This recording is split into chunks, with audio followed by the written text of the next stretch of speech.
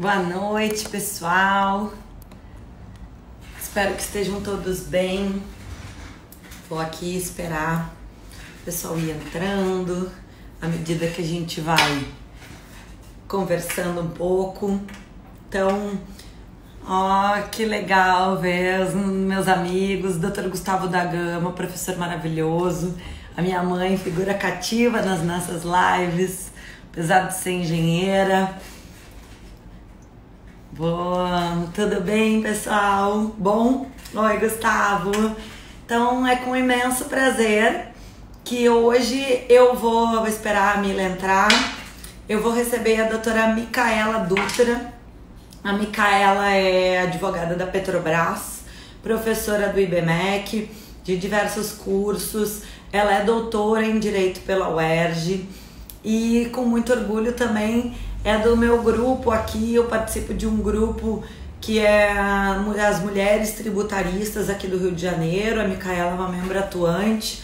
A gente busca fortalecer um pouco a participação das mulheres nesse mercado jurídico, tributário, que eminentemente é mais masculino. A gente entende que tem um pouco menos mulheres que estudam esse tema, mas a gente procura se ajudar, então tenho muito orgulho de fazer parte desse grupo. Deixa eu ver se a Micaela já tá aqui. Deixa eu ver se eu acho ela. Não, ela ainda não entrou. Vou avisar ela aqui no outro telefone. Só um pouquinho. Estou online.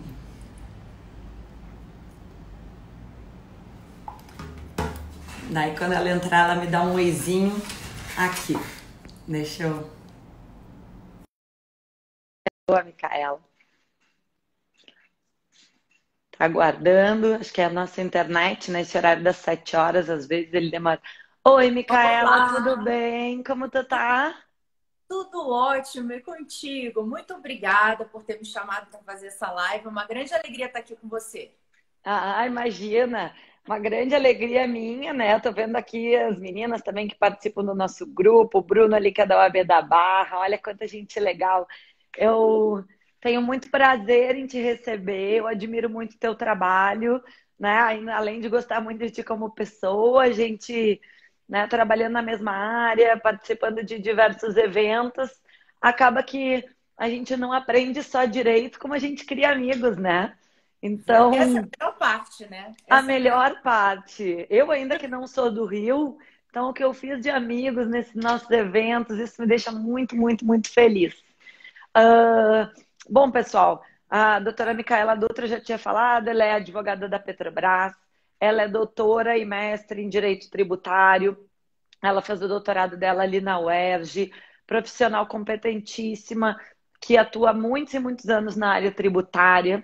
Então, a ideia dessa nossa live surgiu. Ela tem um curso bem legal que se chama Tutoria Jurídica, né? Esses são diversos cursos online. Ali o Vila Azevedo perguntou se vai ficar salva. Sim, essas lives a gente sempre deixa salva aqui no IGTV e no canal do YouTube, se o palestrante me autoriza, mas acho que a Mila me autoriza, né? Com Então, certeza.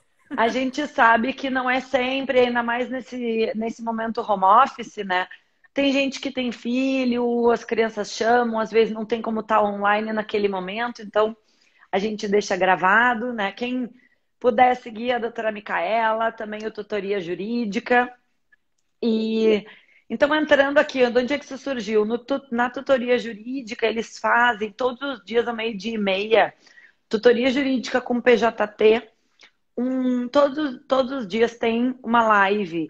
E esses são sempre temas maravilhosos, com juristas renomados. Então, e numa dessas lives que eu assisti, eu assisto várias, eu cozinho com a Micaela. Olha E só. eu boto ali no armário da cozinha, que é o armário suspenso. E daí fico assistindo enquanto eu cozinho. E daí nisso eu vi, tipo, pô, que legal esse tema, que nós vamos falar, pessoal, da prescrição intercorrente, tá?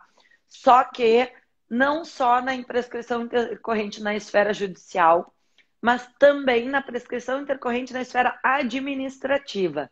Então, a Heleninha ali entrou. Então, pessoal, por favor, façam perguntas. A estrela da noite é a Micaela, mas daí eu fico aqui acompanhando as perguntas. À medida que ela dá uma pausa, a gente vai sanando as perguntas de todo mundo. Eu acho que tanto ela quanto eu, a gente que produz conteúdo online, vocês não imaginam o quanto é importante para nós a gente ter uma reciprocidade para saber que alguém está nos ouvindo, que está gostando, que estão...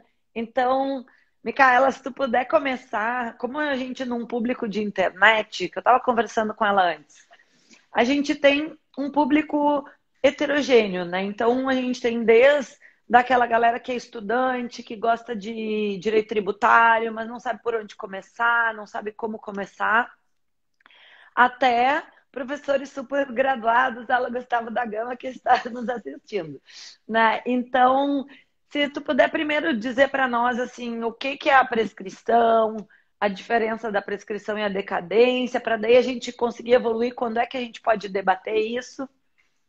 Beleza, então. Primeiro, Aline, eu queria agradecer demais por estar presente aqui. Tô vendo um monte de amigos, Helena, Paula, Ana Suezima. Beijo para vocês todas. Liana, que também acompanha a gente. É muito bom ter essas pessoas amigas nesse momento, né? Como a Aline estava falando, a gente vai trocando no ambiente tributário, a gente vai fazendo amizades e a gente vai crescendo como pessoa e profissional. Muito legal essa relação. Então, assim, eu acho que esse tema de prescrição e decadência, Aline, é um tema que sempre gera uma confusão miserável quando a gente dá aula de graduação e depois no dia a dia dos profissionais. Porque, assim, no direito tributário, inclusive, eu acho engraçado, porque a prescrição e a decadência, elas ficam muito mais marcadas do que quando você vai estudar no direito civil ou em outras áreas do direito. Eu acho. Porque no Código Tributário Nacional você tem 2 artigos, tá? Tranquilamente para você ser feliz. O primeiro é o artigo 73, que ele trata de decadência. O que tem que ficar na cabeça da pessoa? Decadência, gente, é a perda do direito da autoridade fazendária de efetuar o lançamento. Ou seja, de constituir o crédito tributário, tá? Então, quando a gente pensa em decadência, se eu estiver falando de autoridade administrativa, ela constituiu o tributo depois do prazo de 5 anos. Então, eu estou pensando em decadência. Decadência tem que ver com a constituição do crédito tributário, com auto de infração, a lavratura do auto. Por isso que um dos elementos que são exigidos pelas leis de processo administrativo, e aqui eu vou usar o decreto 70235, que é no âmbito federal, justamente por ser uma lei una, fica mais fácil para a compreensão, ele deixa muito claro, olha, o auto de infração tem que ter a data da sua lavratura. Por quê? Justamente para poder controlar a decadência.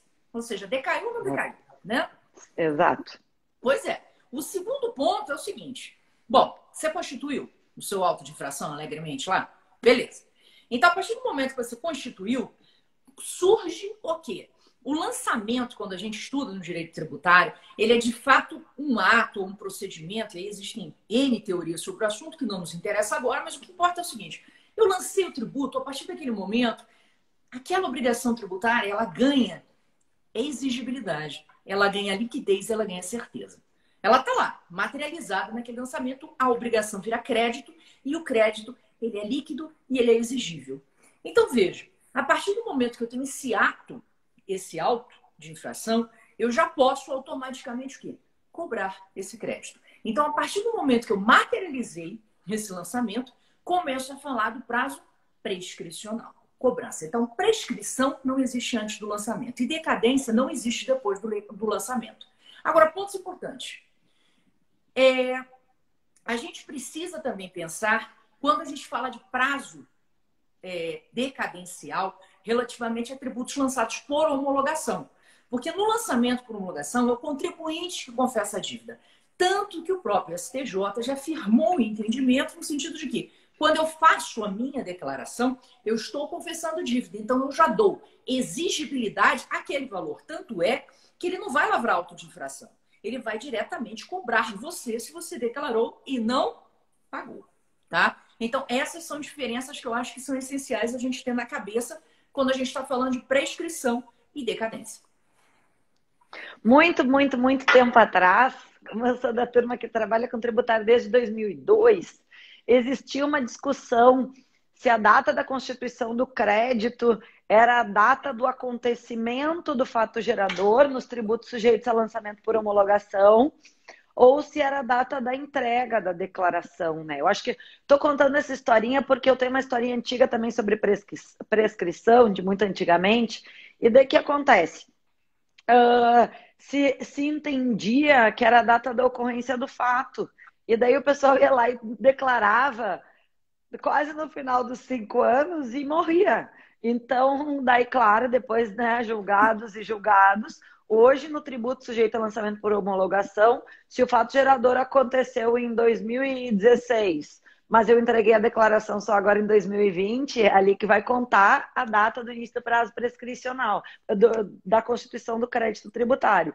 Então, são coisinhas assim, a jurisprudência. Eu acho que a Micaela trabalha com tributário há tanto tempo quanto eu, né? Mais ou menos, assim, um pouquinho a menos. Eu acho que a gente é mais ou menos da mesma idade. E então, assim, a gente via antigamente, prescrevia muita coisa, né? Porque antes, a legislação anterior ainda não existia uma lei que dizia que era o despacho que determina a citação que interrompe a exigibilidade, que começa ali a contar a exigibilidade do crédito. Então, né, o pessoal entrava, ficava aquelas citações de anos e anos e anos, e aí começou a prescrição intercorrente, por isso que eu estou contando isso. Eu sou do tempo que o despacho que determina a citação não suspendia. Daí ficavam os devedores todos enlouquecidos fugindo, e o fisco via o seu crédito esvaziado. Então, eu tenho essa impressão que se chegou num bom meio termo, né? Não, eu também acho, Aline, eu acho assim que o STJ, no que tange a prescrição intercorrente judicial, ele trouxe uma luz.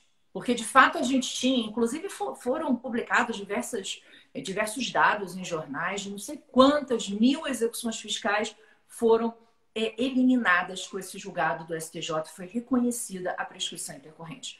Por um lado, muita gente diz, meu Deus, que absurdo, é dinheiro que deixou de ser recebido. Gente, infelizmente, a máquina pública era ineficiente. Agora, veja, qual é a noção, antes da gente conversar, entrar efetivamente na prescrição intercorrente, a gente precisa sempre voltar. E a Dani tá aí, a Fernanda também. A Dani e a Fernanda, eu olhei ali, eu dei um abanicozinho ali.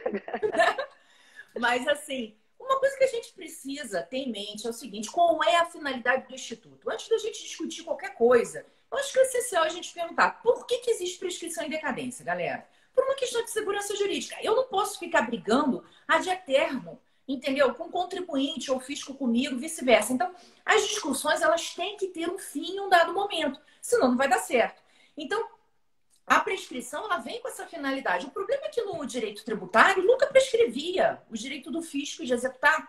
Então, ficava aquele negócio, não achava bens ou não achava devedor, anos a fio, aquela tentativa, movimentando, e o processo também era típico. Eles pegavam um processo e levavam para a procuradoria e deixavam lá, né? Para não correr a prescrição. E aí ficava. Ou seja, cara, 20 anos... É o mesmo que é feito depois que dizia, venho requerer a suspensão por mais 90 dias.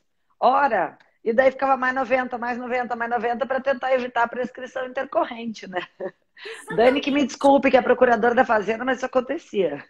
Não, pô, acontecia demais. Então, assim, eu acho que foi muito legal pelo ponto de justamente a gente parar, a gente tirar essa ineficiência da máquina pública, né? Vamos tirar aquilo que já prescreveu, já era. Até porque você tirando isso, você dá a oportunidade de que realmente os procuradores em si, seja de que esfera seja, se concentrem em boas ações, né? Que isso também faz número. Né? Demanda toda, desnecessária. Então, assim, eu acho que essa lógica do STJ, quando ele chegou falando, não, olha só, não depende de despacho do juiz, é claro que o despacho é importante, mas a partir do momento que se reconhece que não conseguiu ser localizado o devedor ou não se encontraram bens, eu começo o prazo da suspensão de 1 ano, que será um ponto muito relevante, porque para começar a contar aquele artigo 40 da suspensão de 1 ano, pô, era um horror.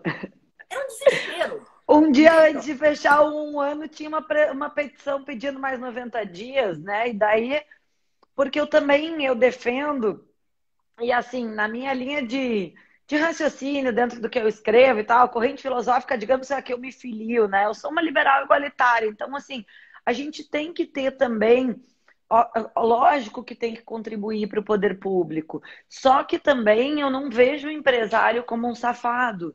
Então, às vezes, o negócio dele não deu certo. E se não deu certo, ele vai ser castigado ad eternum por execuções que daqui a pouco o cara é novo, empresário, meteu os pés pelas mãos ali, não conseguiu fazer bem o negócio, mas se reergue, né? Surgindo assim. Então, não pode existir um castigo eterno sobre os débitos, né, de uma execução. Então, porque antes também o redirecionamento era para todo mundo, não precisava. Eles pegavam e redirecionavam. Dinheiro público redireciona para a pessoa física dos sócios, independente de haver confusão patrimonial, independente de qualquer coisa. Então, realmente, sob o prisma da segurança jurídica e do desenvolvimento nacional mesmo, né, livre exercício de atividade econômica, tudo, eu considero relevantíssimo existir um lapso temporal, até porque o próprio processo falimentar tem um lapso temporal. Se eu não me engano, tu fica impedido por 10 anos de ter empresa, mas tu não é castigado pro resto da vida. Faliu, faliu, deu errado, que droga. Se fraudou, tem que ir pro Ministério Público e não existe um castigo civil, né? Exatamente, exatamente. Eu acho que você tem... Normalmente você fala muito em relações ganha-ganha, né, Aline? Então, eu acho que aí, quando a gente pensa na questão do contribuinte com o fisco, tem que ser uma relação ganha-ganha. Claro. Né? O contribuinte, ele não é... claro, a gente sabe que existem sonegadores de ninguém que está no país de Alice, né? Para imaginar que não existe. E óbvio que a legislação tributária e a lei, né, de crimes contra a ordem tributária, tudo 137, ela existe para isso. Para punir quem está sonegando, quem está fraudando, quem está fazendo o que não deve. Agora, os contribuintes, em regra, eles vão pagar da forma correta que precisa ser pago. Agora, eles devem também ser estimulados e a tributação ela tem uma importância muito grande nesse ciclo econômico. Então, na hora que eu estou estipulando uma tributação, eu preciso me preocupar com isso. A relação não pode ser ganha-perde, que é o que normalmente se faz aqui no Brasil. Né? Ou seja, o Estado, ele ganha, o contribuinte perde. Ô, Cris, beijo, obrigada por você estar aqui. Aí, o que acontece? Então, não pode ser isso, ela tem que ser um ganha-ganha. Então, o tributo ele tem que ser justo, respeitando a capacidade contributiva, e o Estado vai estar feliz, porque ele vai estar arrecadando. Então, a partir do momento que a gente começa a pensar na parceria entre o contribuinte e o Estado, a gente começa a ganhar nessa relação, porque os dois vão querer atuar bem. Os dois estão ganhando na relação. O problema é que a tributação ela nunca é vista assim. Aí a linha é um problemaço. Por quê? O camarada sempre vai querer atrasar a prescrição, evitar a prescrição, esconder que houve a prescrição. O que adianta? Né? Quantos processos que você vê que tem decadência clara que você perde no Conselho Administrativo de Recursos Fiscais, você é obrigado a ter que judicializar a demanda para o Poder Judiciário reconhecer aquilo que já é óbvio. O que adianta? Máquina pública, dinheiro sendo gasto à toa desnecessariamente, pessoas perdendo tempo com algo que não tem a menor razão de existir. Então, são essas as questões que a gente tem que ponderar. Os institutos, eles existem, mas as pessoas, ao lerem os institutos, dão a finalidade que eles querem. Então, muitas vezes, o problema não é na lei, está no modelo mental, né? No tal do mindset, que é a moda a gente falar de mindset. Então, está nele. Não, com certeza. Eu vi aqui o Mário Marinho, meu amigo grande advogado aqui do Rio também. Oi, Mário. Bom, assim, e puxando o gancho de um tema que a gente combinou que a gente ia falar, e eu acho que é dentro dessa linha, porque ali na UERJ a gente teve uma excelente oportunidade, eu acho que eu nunca tinha convivido tanto com a galera da Fazenda, né? Então, acaba que eu tive a oportunidade de ir em alguns eventos da Receita Federal, conversar com diversos procuradores, e até quando a gente lê essas novas leis de transação, o governo dizendo que não vai fazer um refis, porque a própria transação já faria às vezes do refis, porque o que acontece num mero refis? Pega-se os bons e os maus. Na transação vai ter o critério subjetivo do procurador analisando o mal, porque existe muita gente que realmente não paga nada, né? Só ficava postergando. Né? Tem até o caso, agora que, né, se vai ser julgado procedente ou não sei, mas o cara da Ricardo Eletro, que também entrava em parcelamentos consecutivos e que talvez esse seja um primeiro de muitos julgamentos nesse sentido. Mas dentro do que a gente está falando, tem que sempre ser uma linha de duas mãos, né? Então, sim, o fisco tem que analisar a questão da boa-fé e o empresário de boa-fé também tem que ser valorizado, né? E no momento, e daí a gente entra na parte dos processos administrativos, né? Às vezes o empresário, em tempo de pandemia, onde cada real que ele conseguir botar para dentro vai fazer com que ele eventualmente não suspenda contrato de trabalho, não demita pessoas, consiga manter a sua estrutura, daqui a pouco ir mais para o online, né, inovação. E o que que se tem? Se tem uma grande gama de processos administrativos totalmente ignorados, né? E por que que a gente conversa aqui sobre a prescrição em esfera administrativa, né? Que nós estávamos falando, a gente sempre conversa um pouco antes da live, então teve uma reportagem no início desse ano, acho que foi no Valor Econômico, que puxou essa questão de prescrição administrativa. Eu tive diversos clientes que vieram falar comigo, dizendo, doutora Aline, o que que tu acha e tal. Eu disse, bom, quando é defesa, se a gente tem chance de ganhar, eu disse, vamos ficar quieto, olha o medo, entende? Porque a gente não sabe o que vai vir. E daí, se a gente vai perder, eu disse, bom, fica quieto também, porque, né? Mas até que ponto não teria que ter uma prescrição administrativa nesse sentido, né? Então, a doutora Micaela tem um estudo bem profundo sobre a questão da prescrição intercorrente na esfera administrativa, que eu acho muito legal se ela puder contar pra gente aqui. Oh, claro, Aline, para mim assim, é um prazer. Eu acho que essa questão da prescrição intercorrente, essa tese, ela surge exatamente pela inconformidade das pessoas relativa a dois pontos, né? Um deles é a duração razoável do processo. Então, na realidade, foi instituído Na verdade, não foi instituído, né? Ele foi explicitado, vamos dizer assim, pela Emenda Constitucional 45, que, na verdade, a duração razoável do processo já era uma garantia que era extraída. E aí, apesar dela ser uma garantia extraída devido ao processo legal, o pessoal achou innecessário explicitar. O problema é que ninguém disse o que é razoável, né? O que é a duração razoável? Para mim, pode ser uma semana, para você pode ser 2 dias, para fulaninho pode ser 6 meses, e por aí vai. A gente fica no leste-oeste, porque essa garantia constitucional ela não tem efetividade nenhuma se não houver um parâmetro efetivo. E aí, então, no âmbito federal surgiu esse parâmetro, com a Lei 11.457, que diz o seguinte, olha, você tem 360 dias para dar uma decisão no processo. Ou seja, isso é duração razoável. Se você não tiver uma decisão tomada nesses 360 dias, já te dou de graça o mandado de segurança por omissão, porque está configurada a omissão da administração pública. E a primeira sessão do STJ já fixou entendimento nisso, tá? São 360 para decisão. Então, se você não tem, obviamente, você tem uma situação de omissão. Agora, para que serve isso para mim, né? Essa é a primeira pergunta. Bom, ela serve para várias coisas. Vou dar para vocês a primeira. Recentemente, o STJ ele decidiu também uma questão interessante com relação a crédito escritural, dizendo o seguinte, olha, eu entendo que você não precisa corrigir crédito escritural, desde que você tenha feito pedido de reconhecimento desse crédito escritural, se a administração não analisou o caso durante 360 dias. Ou seja, só a partir de 360 dias eu faço gozo da correção monetária. Quando eu li isso, que foi julgado pela primeira sessão em repetitivo, eu falei que alegria. Então, quer dizer, agora, que se em 360 dias a administração decide, será que eu preciso pagar juros? Porque quem está embora é ela, não é isso? Então, a gente começa a ter algumas teses, começam a ficar interessantes. Então, por exemplo, será que eu tenho que pagar juros Selic, taxa Selic, que é juros e correção, depois de 360 dias? Além de eu poder perturbar eles lá com mandado de segurança para obrigar eles a julgar, eu ainda tenho essa benesse. 2, nem sempre é interessante eu impetrar mandado de segurança. Por quê? Pode ser que eu queira que o meu processo, minha quantia passiva fique lá, eu não sei qual vai ser a certeza da decisão, então eu espero. Ok, mas eu posso vir com essa tese dos juros depois. Já é um ganho que eu tenho. Agora, pode haver uma situação também, por exemplo, em débito, questão de parcelamento, que muitas vezes eles demoram um ano de gente promulgar, e tu fica com uma montanheira de processo pendurado com garantia, caramba, aquilo ali. Então, impetra o mandado de segurança. Não julgou em 360 dias, perturba o cidadão que ele tem que te dar uma decisão, tá? Então, existem essas possibilidades. Além disso, eu também acho o seguinte, Aline, eu até estava comentando com você isso, eu acho que dá para você tentar usar, porque o grande problema é que no âmbito estadual e municipal a gente não tem, pelo menos eu desconheço, tá? Leis que definam esse parâmetro de julgamento. Pelo menos aqui no Rio de Janeiro, São Paulo, não conheço a existência. Então, assim, acaba que o contribuinte ele fica muito na mão. E as decisões que demoram demais para serem tomadas no contencioso administrativo desses entes, tá?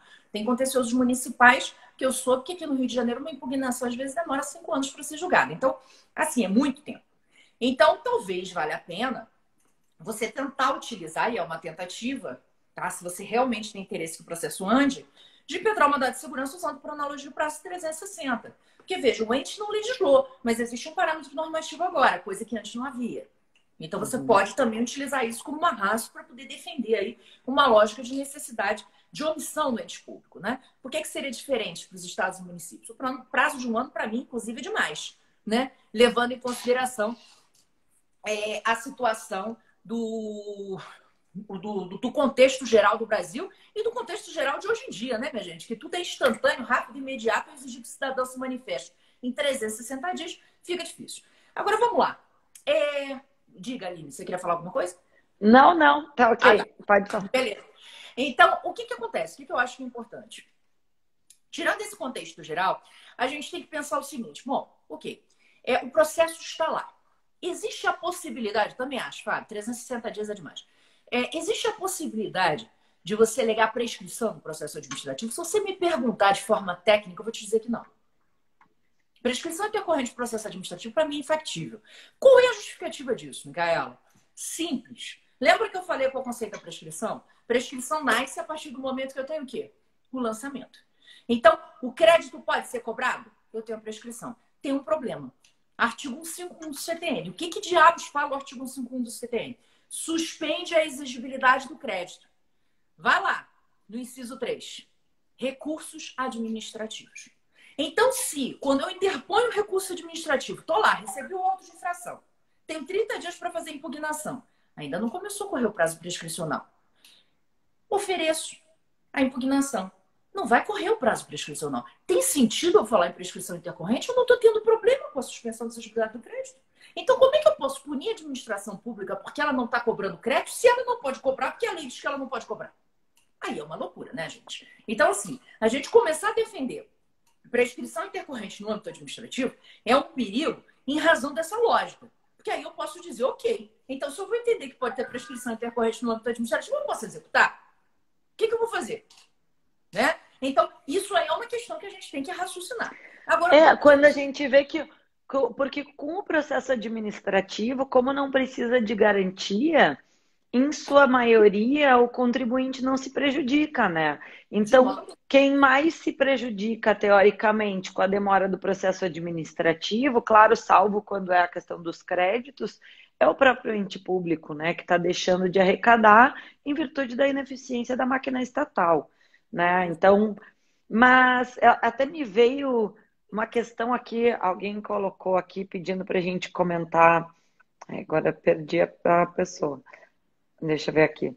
A Ana Luísa Fernandes pediu para a gente comentar a súmula 11 do CARF, né, que não se aplica a prescrição intercorrente no processo administrativo fiscal, né, sendo inclusive matéria sumulada, né, mas independente de súmulas, né, eu acho que a gente vê raramente, mas não tão raramente no Brasil, o famoso overruling judicial.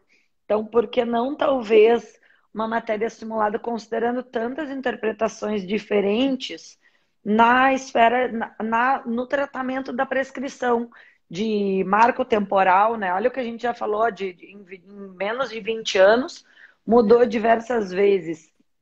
E o que eu me questionei, isso veio agora, tá? Quando tu falaste da necessidade de impetrar um mandado de segurança por omissão para fazer o julgamento, será que a gente ter que mover o judiciário para fazer com que um tribunal administrativo se mexa não seria uma ineficiência completa do sistema? E tu acha que não seria possível construir no sentido de falar sobre a ótica de princípios de eficiência do processo, eficiência da administração pública? Porque não se pode alegar princípios constitucionais no CARF, né? Mas daqui a pouco puxar algum eficiência administrativa, coisa desse gênero.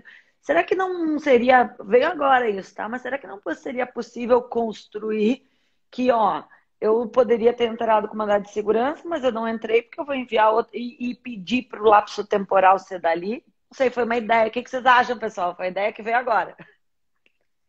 Aline, aplicabilidade de princípios administrativos nas decisões do CARF?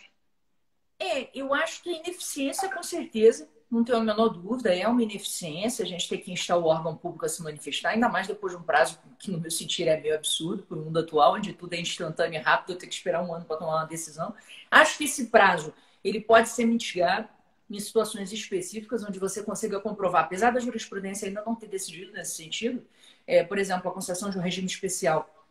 Você não vai poder esperar um ano, às vezes, para começar a trazer determinados bens, você ter a concessão. Então, acho que aí caberia o mandado de segurança antes, você justificando que aquele tempo está sendo irrazoável para você poder processar ou fazer qualquer opção econômica. Então, acho que isso é um parâmetro, mas não é uma coisa, não é uma conta de chegada. Agora, uma coisa relevante. Eu, particularmente, Aline, eu extraio vantagem financeira dessa demora. Então, para mim, se claramente o ente público me obriga a ter que impetrar o mandado de segurança para poder acelerar a vida dele, para mim vale a pena eu dizer que eu não vou pagar juros de mora nessa brincadeira e eu não vou impetrar o mandado de segurança, eu vou deixar rolar. Agora, a possibilidade de eu entrar, por quê? Porque depois eu vou brigar justamente dizendo isso. E essa decisão da primeira sessão da STJ reforçou muito esse argumento. Ela disse, olha, se a União está em mora depois de 360 dias, no mínimo eu vou ter uma concorrência de mora no processo administrativo. No mínimo. Então, se eu tenho uma concorrência de mora, eu tenho mora. Então, não pago Selic mais a partir daquele momento. Para mim, é uma tese que dá para a gente trabalhar bem, tá? Agora, acho que dá mesmo. Você tem fundamento. Não é? Tem um fundamento. Estou anotando aqui. União em mora após 360 dias, ver.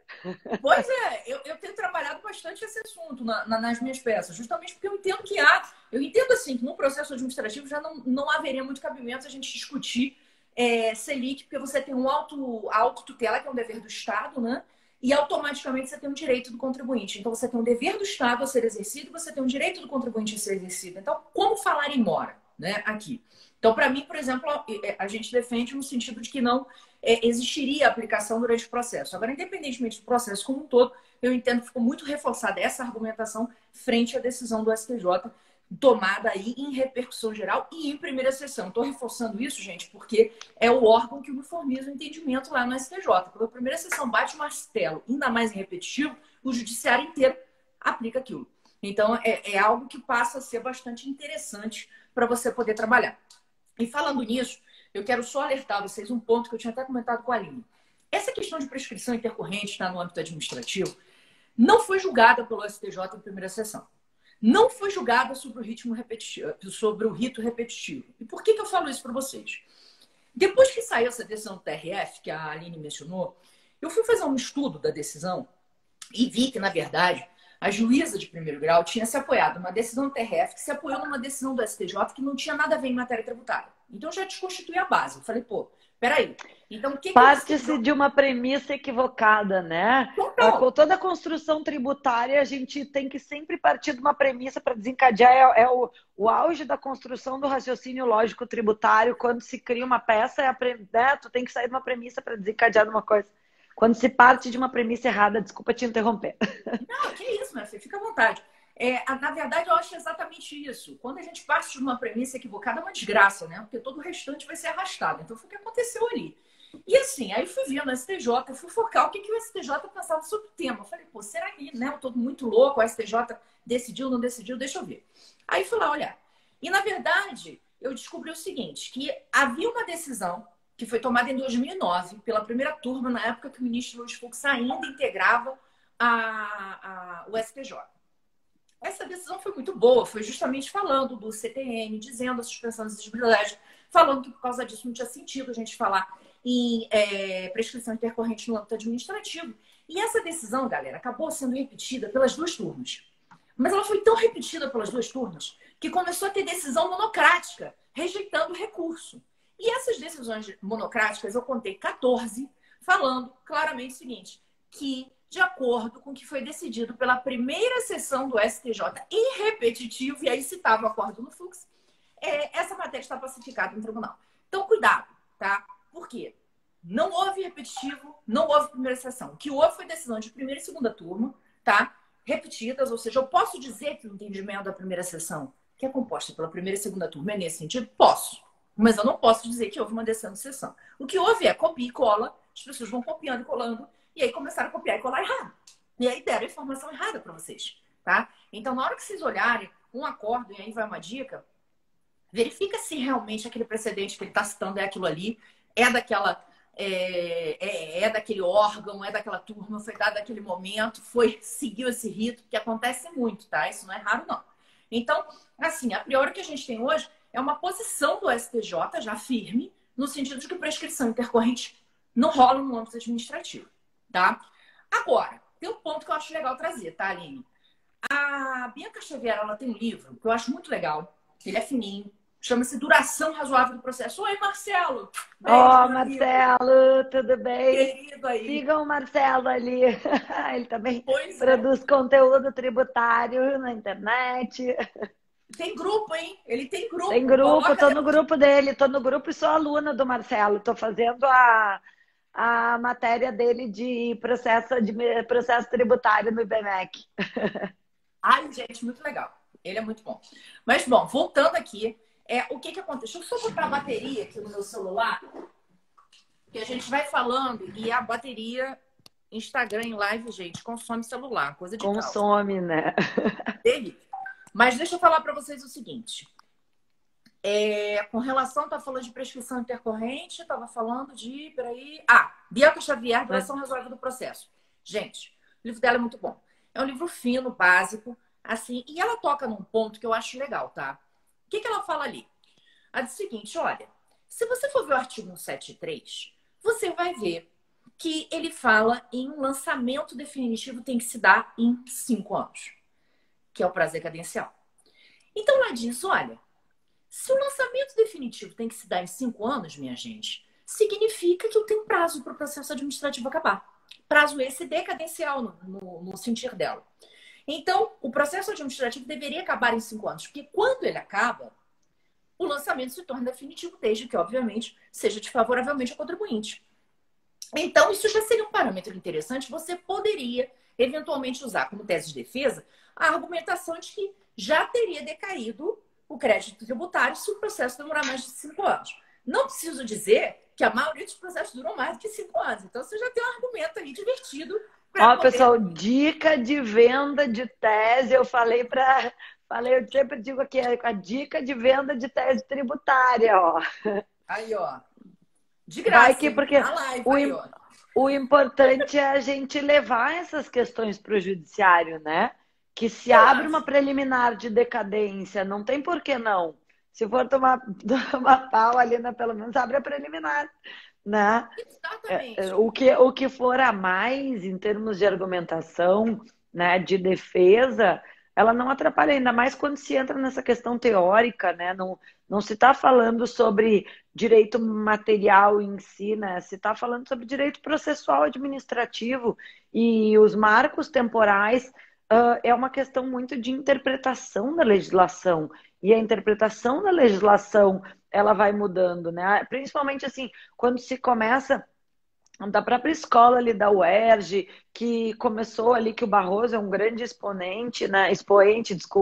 Um grande expoente que é a interpretação conforme a Constituição. Então, se fosse há 20 anos atrás, quando a gente começou, toda a interpretação tributária ela era feita de uma forma totalmente formalista. Até porque se estava, na época, num ambiente de ditadura, onde se preocupava muito em tudo estar escrito na lei, porque se não tivesse escrito na lei, podia ter violações de direitos fundamentais, uma série de coisas, e isso respingava no direito tributário. No momento que se tem a nova ordem constitucional, a própria interpretação da legislação tributária sofre uma mutação. E cumpre ressaltar aqui que não são as normas que mudaram, não são as leis que mudaram. Muitas vezes é a mesma lei, da mesma legislação de processo administrativo, só que interpretada à luz da nova ordem constitucional. Então, até que ponto a Bianca não tem razão? Que para se respeitar os direitos e garantias fundamentais, para se respeitar o livre exercício da atividade econômica, né? Até que ponto, né, contraditória pela defesa, coisa, então me defendo e não tenho. Então, hoje não é a jurisprudência aplicável, mas quantas vezes já não se mudou? E compete a nós, advogados, quando a gente vai fazer a defesa, conhecer essas novas teses, né? Porque hoje ela é uma expoente que criou essa tese, mas daqui a pouco tem mais gente escrevendo sobre isso, e daqui a pouco isso aí chega no STJ. Então, daí eles vão ter que se manifestar.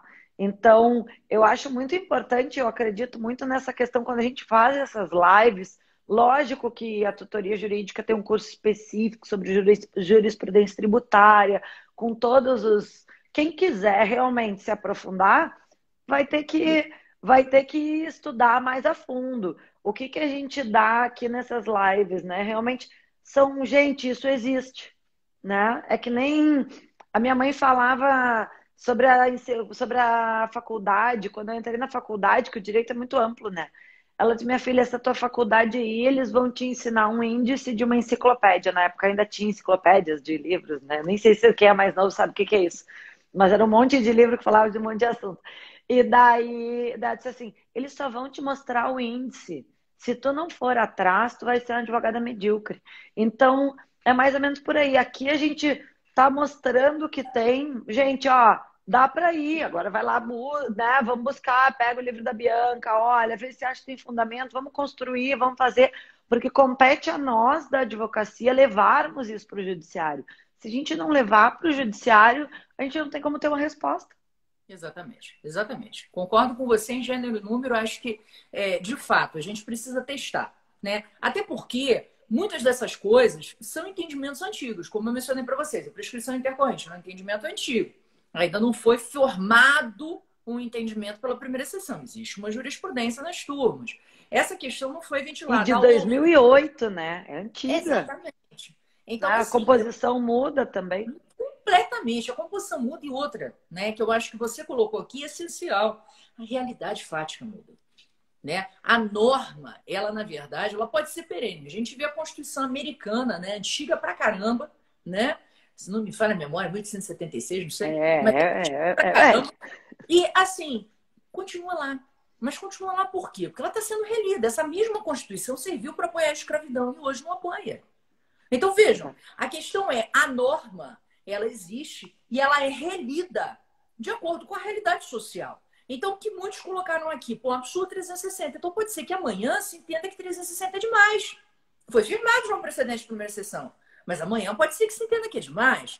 Então, assim, essas são questões, é importante que a gente esteja sempre promovendo esse arejamento da melhor forma possível, né? Porque realmente os contextos eles vão mudar. E você falou um outro ponto ali interessante, a questão do princípio da eficiência, eu entendo que vale muito nessa lógica que a gente está discutindo aqui.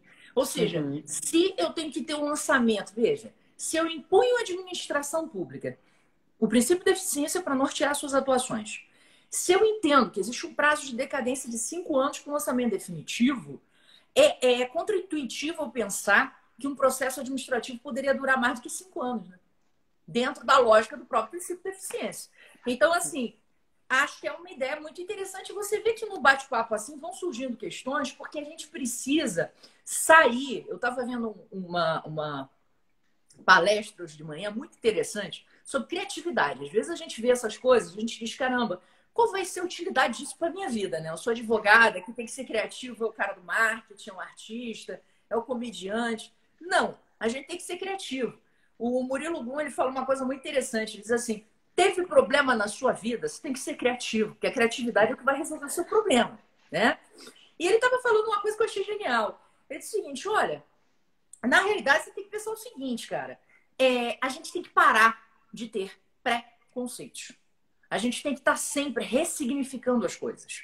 A gente tem que estar com uma mente aberta, né? No Japão fala-se isso, acho que é Shinnon, que é mente aberta. É um conceito justamente de que você não tem que prender todos os conceitos dentro de você. Você tem que estar aberto a novas visões. Então, se a gente está questionando cada vez mais essas novas visões, esses conceitos, o que é prescrição, o que é decadência, quando é que eu vou fazer esse cálculo, o que a Constituição quis me assegurar? Eu estou permitindo que novas ideias surjam. Algumas loucas que a gente vai descartar e outras que podem ser factíveis, né?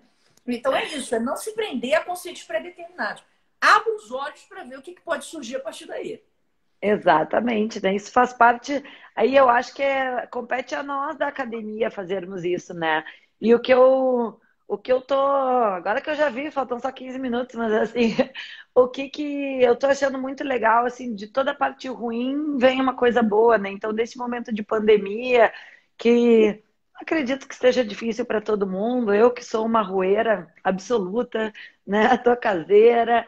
Então, mas de a gente pegar e o que que eu acho que evoluiu para o direito? Olha quanta gente boa tá fazendo as lives, olha quanta gente que não tinha tempo para nada tá difundindo conhecimento. Tá super democratizado, o direito tributário era caríssimo de estudar. Tipo assim, um congresso era 2.000, né? Não, era muito difícil para quem era estudante conseguir começar a estudar direito tributário. Então, pô, que se consiga começar. E através de as pessoas saberem que isso existe, né? Dessas teorias e coisas desse tipo, aí talvez surjam novos trabalhos, pessoal mais jovem que se incentive para a carreira acadêmica, para a produção intelectual, porque somos nós que damos o substrato intelectual para o judiciário e não o judiciário para nós, né? Tanto que muitas vezes, a maioria, né, claro, os ministros do Supremo eram juristas de renome, né? Eram acadêmicos de renome, não o contrário. Então, né, eu acho que é através daí que ali no Sul, eu tô só há 4 anos no Rio, né? Então eu consigo dizer muito mais, às vezes, principalmente que a gente tem muito mais processo ainda em Porto Alegre. Então, assim, pô, no Sul a gente tinha o Paulsen julgando em primeira instância. Uma judiaria, ele tá julgando o processo crime hoje em dia, porque ele no tributário ele é maravilhoso. Maravilha. Então, assim, a gente, né? Mas por quê? Porque ele era um acadêmico, né? Ele não era só um juiz, ele estudava pra cacete direito tributário, tem livros maravilhosos. Então, pô, que, né, o próprio assessor dele depois virou acadêmico, não me lembro o nome dele agora, mas ele é um acadêmico bem, bem bacana também.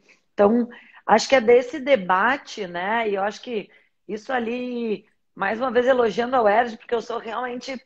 A UERJ mudou não só, não me botou para estudar, mas como mudou a maneira de eu pensar. E eu tive a possibilidade de sentar e debater com muita gente, né? Se a Dani ainda estiver ouvindo, ela é prova.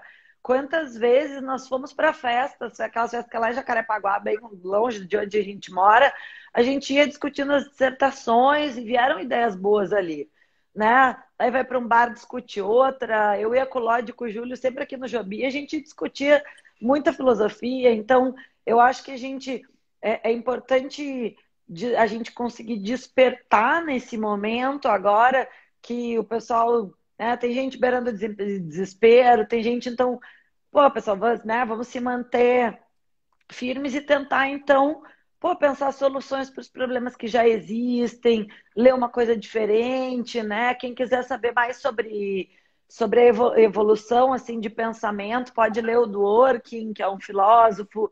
Ele Fantástico. tem vários livros deles que eu acho que eu tenho até, nem sei se pode fazer isso, mas eu boto no grupo do Telegram uns que eu tenho de graça, se inscrevam lá no grupo.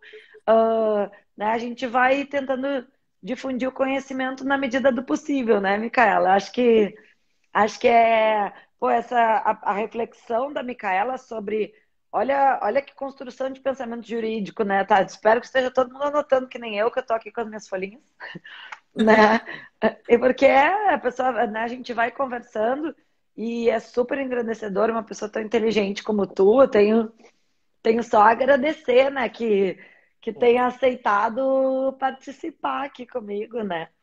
Que isso, Aline, é um prazer. E assim, eu acho que quando a gente faz aquilo que a gente gosta e a gente estuda aquilo que a gente gosta, não tem hora, não tem tempo, não tem momento. A gente está sempre trocando, né? E assim, é muito bom poder estar trocando com pessoas como você, que gostam, que amam o que fazem, que querem difundir conhecimento. Cara, isso é maravilhoso. Então, eu acho assim, é engrandecedor. Você está abrindo esse canal, você está reservando um horário, né, da sua vida, está dividindo com as pessoas conhecimento, permitindo que as pessoas questionem mais, pensem mais. Então, assim, eu acho sensacional. Então, quem tem que agradecer sou eu, pela oportunidade de estar aqui com você, que você está me dando. E outra, eu agradeço demais ao Rio Grande do Sul por ter nos dado essa gaúcha aqui no Rio de Janeiro. Imagina. Estou felicíssima porque trouxe. Eu acho que a diversidade ela é sensacional e ela traz para a gente justamente isso, né? Como é bom a gente discutir, a gente debater, seja em qual cenário for, porque sempre vai sair uma síntese positiva disso. Então, eu só posso agradecer pela oportunidade. Ah, que bacana. Eu vou complementar uma coisinha, já que a gente tem os últimos minutinhos aqui para o pessoal. de um professor que me inspirou muito quando eu estava na graduação da Contábeis ainda. Nunca mais vi ele, porque ele é de economia, mas eu nunca me esqueci dele. O nome dele era Stefano Florici e ele estudava ele ensinava análise macroeconômica. E daí eu estudava, daí ele ensinava teoria dos jogos de Nash, um monte de coisa. Pô, economia é difícil quando chega nisso aí. E daí um dia eu perguntei para os professores, você é contadora e advogada, por que que eu preciso? Ele disse, Aline, porque isso aqui é uma escola de negócios. A gente ensina vocês a pensar. Então, o que daí ele disse assim, tu tem que se acostumar se tu quer ser uma boa profissional, se tu quer ser... Na verdade, ele disse para ser empresária. Ele disse assim, tu só vai ter insights e conseguir enxergar oportunidades onde as outras pessoas não enxergam se tu estudar. E não importa o quê. Gosta de astrologia, estuda astrologia. Gosta de flauta, estuda flauta. Gosta de arte, não importa o que a gente estude. O cérebro é um músculo, que nem qualquer outro, né? Então, assim, a gente tem que treinar. Então, eu acho, né? Vou dar o conselho do meu professor, né? O único jeito de se ter insights, de se enxergar oportunidades na pandemia, muita gente está perguntando, mas e agora o que que eu vou fazer? Eu não sei o que que tu vai fazer. Eu sei que eu vim para frente da internet todos os dias para tentar impulsionar mais um negócio novo, que estou ligando para todo mundo para vender tese tributária. Então, o Carol ali, o nome dele era não sei, eu procuro ele e posto lá, era Stefano Florici. Ele era um economista que tinha acabado de voltar do exterior e ele dava aula na URGS, que é a Universidade Federal do Rio Grande do Sul, por convicção. Ele não acreditava que ele tinha que ser um economista de ir para o sistema. Bom, eu e o Fábio, que é um grande amigo meu, que hoje ele é CEO da Uber Eats, a gente sentava os dois na frente do cara e ficava olhando assim, ó. E daí, e ele ia almoçar depois com a gente, que a gente realmente... Então, assim, gente, nós tivemos, né, eu acho que muita gente me ajudou aqui. Bom, aqui no Rio, então, não tem nem o que dizer, né? O pessoal, amém pra Cariocada, todo mundo muito legal. Então, acho que a gente, né, conseguiu fazer uma reflexão bem bacana, né, Mila, sobre a questão da prescrição, né? Podemos combinar mais lives, se tu aceitar. E eu só que aqui, assim, eu vi a Fafá, minha amigona, que é carioca maravilhosa, que minha colega de yoga, advogada também tá aqui. A Carol, minha mãe incansável, a Ana, a Dani, que eu vi também. Gente, eu fico tão feliz, né? A Heleninha, tão feliz. Ah, o Sérgio ali, ninguém falou mal de funcionário público, não. A gente sabe que os servidores são dedicados, mas às vezes o sistema que é o problema, né? O Bruno Cunha, meu amigo de infância, nossa, ele é meu amigo desde os 6 anos de idade. Advogado também, a Guilhermina, a Dani. Então, pô, gente, eu fico muito... O André, meu marido, que assiste, não é do tributário, mas ele agora ele é o nosso diretor de tecnologia. Ele que faz sites e coisas do gênero. Tá arrasando, André, tá arrasando. Então... Pessoal, eu quero agradecer muito vocês. Quem tiver sugestões de temas, né, de o que acha legal de falar, pode mandar ali inbox. A gente vai conversando, né? Então, eu acho que é isso. A gente tem que cuidar porque mais de 1 hora o Instagram nos corta. Mila, foi um grandíssimo prazer falar contigo. Muito obrigada por ter aceito o meu convite.